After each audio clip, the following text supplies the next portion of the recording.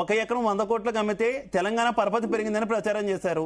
ఇప్పుడు ప్రభుత్వం భూములు అమ్ముతుంటే మొత్తం అమ్ముకుంటున్నారు, స్కామ్ చేస్తున్నారు, స్కీముల పేరుతో స్కాములు చేస్తున్నారు, విమర్శిస్తున్నారు.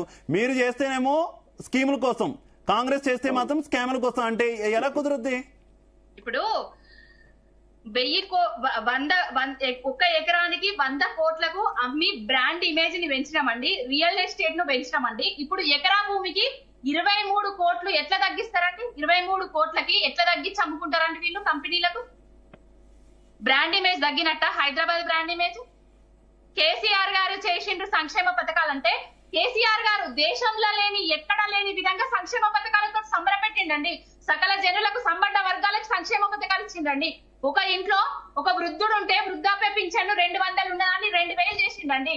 కళ్యాణ లక్ష్మి పథకం కింద లక్ష రూపాయల 1,16,000 రూపాయలు ఇచ్చిండండి. ఇంకా రైతు బంధు ఇచ్చిండు, రైతుకు రుణమాఫీ చేసిండు, ఏదైనా ప్రమాదవశాత్తు చనిపోతే రైతు బీమా ఇచ్చి ఆదుకున్నాడు, దళిత బంధు ఇచ్చిండు, బీసీ బంధు ఇచ్చిండు. ఏ పథకాలు ఇచ్చిండ్రంటే వీళ్ళు అధికారంలోకి వచ్చినాక 15 నెలలలో 16 నెలలలో మళ్ళీ పథకాల్లోకి వెళ్ళిపోతున్నారు. మన పాయింట్ డివైడ్ అయ్యి మళ్ళీ పథకాల్లోకి వెళ్ళిపోతున్నారు. పవన్ గౌడ్ గారు, జితేందర్ గారు, మీరు అడుగుతున్నారు కదా, అప్పులు చేసిండ్రు కేసీఆర్ గారు, భూములు అమ్మిండ్రు కేసీఆర్ గారు అని మీరే అంటున్నారు కదా. కేసీఆర్ గారు భూములు అమ్మిండ్రా, జాగలు అమ్మిండ్రా, అప్పులు చేసిండ్రా? అది దేవుడు ఎరుగు. 24 గంటల కరెంట్ ఇచ్చిండండి, 24 గంటలు నీళ్లు ఇచ్చిండండి. పంటలు ఎప్పుడన్నా ఎండినాయా 10 ఏళ్లలో? ఎక్కడన్నా ఎండిలో పంటలను చూసినామా అండి? కరెంటు లేక కటకటని చూసినామా అండి?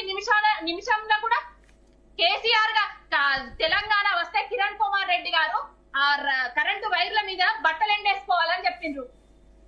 ఎక్కడన్నా బట్టలు ఎండేసుకునే స్థితిని తీసుకొచ్చిండ్రా కేసీఆర్ గారు? ప్రపంచమే అబ్బురపరిచేలా, అబ్బురపడేలా ఎంత ఇమేజ్ ని పెంచిండండి. ఐటీని పెంచిండు, ఎగుమతులను పెంచిండు, దిగుమతులను పెంచిండు, అన్నపూర్ణ తెలంగాణ అని చూపించిండు. ఇప్పుడు కాంగ్రెస్ వచ్చిన తర్వాత విధ్వంసం గాని, వినాశనం గాని, ఏదన్నా సంక్షేమం చూస్తున్నామా అండి? 6 గ్యారంటీలు అయిపోయినాయి అంటారు జితేందర్ అన్న. 6 గ్యారంటీలు ఎక్కడైపోయినాయి అండి? ఎక్కడైపోయినా ఎవరికి ఇచ్చిండ్రు? రైతుకు రుణమాఫీ చేసిండ్రా? రైతు భరోసా? ఓకే జితేందర్ గారు ఆన్సర్ చెప్తారు. జితేందర్ గారు, సోదరికి బట్టలు ఆరేసుకోవాలనేది చంద్రబాబు నాయుడు అమ్మా, రాజశేఖర రెడ్డి గారు, మా రాజశేఖర రెడ్డి గారి ఆధ్వర్యంలో. లేదు తప్పు మాట అమ్మా, నీకు ఇంకా రాజకీయంగా అవగాహన లేనట్టున్నది. చంద్రబాబు నాయుడు గారు ఉచిత కరెంట్ ఇస్తే బట్టలు ఆరేసుకుంటారని చెప్పిండ్రు. వైఎస్ రాజశేఖర రెడ్డి గారు ఉచిత కరెంటుని తీసుకొచ్చింది వైఎస్ రాజశేఖర రెడ్డి గారు. రైతులకు సంక్షేమం కోసం, రైతులు సుఖశాంతులతో జీవించింది, రైతుల కోసం పనిచేసింది. పెద్ద ఎత్తున మహిళలు, బడుగు బలహీన వర్గాల కోసము పెద్ద ఎత్తున పనిచేసింది రాజశేఖర రెడ్డి గారు. మా కాంగ్రెస్ ప్రభుత్వంలో పరంగా ఉన్నటువంటి ముఖ్యమంత్రి రూపకంగా గడిచిన 10 సంవత్సరాలప్పుడు అనేక సంక్షేమ కార్యక్రమాలు తీసుకొచ్చిండ్రు. ఆ రోజు అందరు సుఖశాంతులతో ఉన్నారు. ఎక్కడ ఇబ్బందులు ఉన్నాయి, అన్ని ఇబ్బందులు దూరం చేసింది ఆ రోజు. మరి డాక్రా మేళలు పావుల వడ్డీ రూపకంగా ఇచ్చిండ్రు. రైతులకు మరి అన్ని 24 గంటలు కరెంట్ ఇచ్చిండ్రు. రైతు సంక్షేమం కోసము అనేక రకాల పథకాలు ఇచ్చిండ్రు. డ్రిప్ ఇరిగేషన్ ప్రవేశపెట్టారు. జితేందర్ గారు మన టాపిక్ లోకి వస్తే ఏంటి, కోర్టుకు వెళ్ళినట్టున్నారు ప్రభుత్వం? ఎవరెవరైతే ఈ రకమైనటువంటి పోస్టులు పెట్టారో, ఏ ఆధారిత పోస్టులు పెట్టారో వాళ్ళ మీద చర్యలు తీసుకోవడానికి కోర్టుకు వెళ్ళినట్టున్నారు. ఏంటి, అందరినీ అరెస్ట్ చేస్తారా?